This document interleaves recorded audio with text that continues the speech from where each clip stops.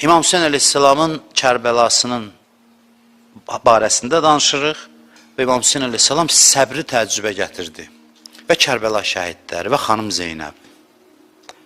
Həqiqətən səbri təəccübə gətirdilər. Ona görə də Kərbəla keyf vadisidir, ləzzət vadisidir. Mən Kərbəlaya gedəndə hərdən istəyirəm ki, hərəmə gedim, nə namaz qılım, nə dua eləyim, nə hacət istəyim. Hərdən məndə, bilməm gedənlərdə olur ya, yox.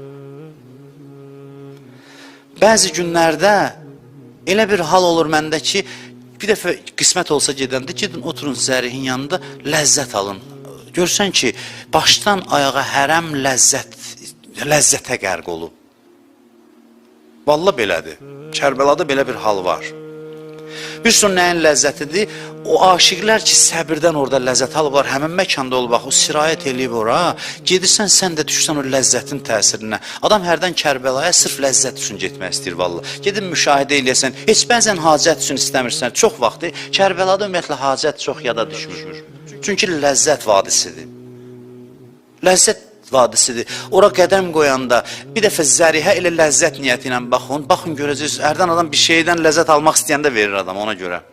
Baxın ki, baxırsan görürsən ki, adam məst olur orada. Məst sözün əsl mənasında. Aram olur, çıxmaq istəmirsən oradan. Heç nə dünyan yadına düşür, nə axirətin, nə hacətin, nə kim yadına düşmür. O nəyin ləzzəti idi? Səbrin ləzzəti idi. Ən böyük məsti idi. Səbrin məsti. Nə qədər beyt şeirlər yazılıb ki, mən təəssüf ki, yaddaşımda şeir qalmır axır vaxtlar, əvvəl yaxşı qalırdı. İmam Hüseynin məstiyindən.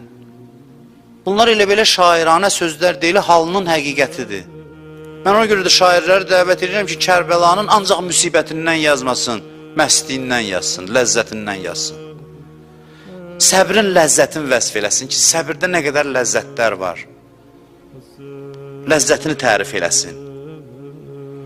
İmam Hüseyin səbir edirdi və səbri təəccübə gətirmişdi və səbri də tövsiyə edirdi hamıya.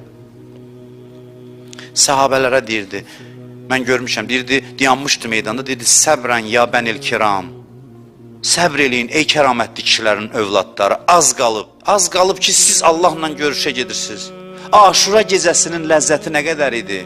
Məst idilər hamısı, keyfdəydilər, deyib gülürdülər 30.000 qoşunun əhatəsində. Səbrin nəticəsi idi onlar hamısı. Həzzin əzim ki, Quran deyir, əzəmətli səbr oradaydı.